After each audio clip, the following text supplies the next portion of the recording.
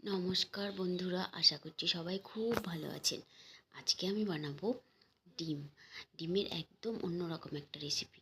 তো এদিকে ডিম সেদ্ধ করে ছাড়িয়ে নিয়েছি, আর ডিমের মধ্যে দিয়ে দেবো পরিমাণ মতো লবণ, আর দিয়ে দেবো পরিমাণ মতো হলুদ, দিয়ে ভালো মতো মাখিয়ে নেব। মাখিয়ে নেওয়ার পর ডিমগুলো আমি ছুরির সাহায্যে টুকটুক করে কাট করে নেব, যাতে ডিমের ভেতরেও মশলা ঢুকে যায়। তো এদিকে হচ্ছে সমস্ত ডিমগুলো আমি এইভাবে কাট করে নিচ্ছি।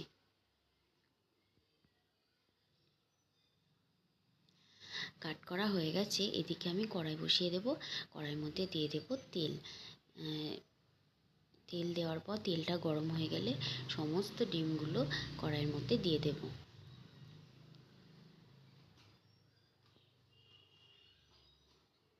এইভাবে সমস্ত ডিমগুলো কড়াইয়ের মধ্যে দিয়ে দেওয়ার পর ডিমগুলো উল্টে পাল্টে ভেজে নেব। একদম খুব বেশি ভাজবো না, আবার হালকা করেও ভাজবো না, বেশ মিডিয়ামভাবে ডিমগুলো ভেজে নেব। এইভাবে উল্টে পাল্টে দেবো, তাহলে সমস্ত দিক ভাজা হয়ে যাবে।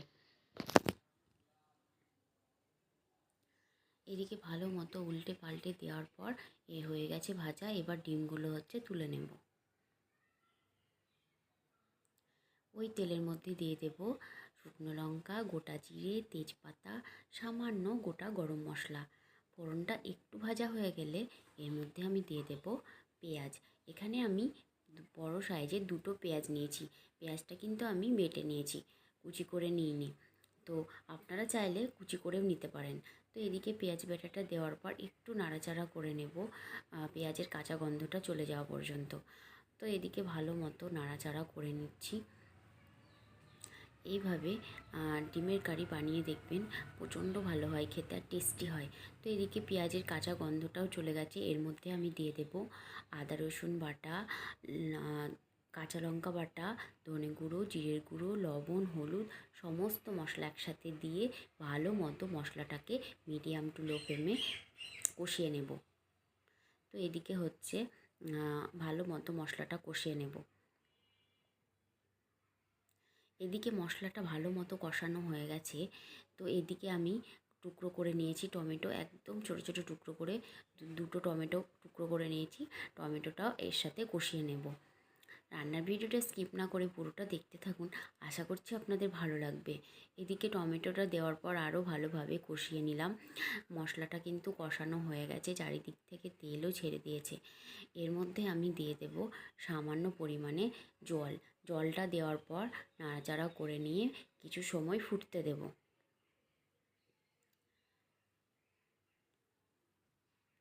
তো এদিকে ভালো মতো ফুটে গেছে। ভেজে রাখা ডিমগুলো এর মধ্যে দিয়ে দেব।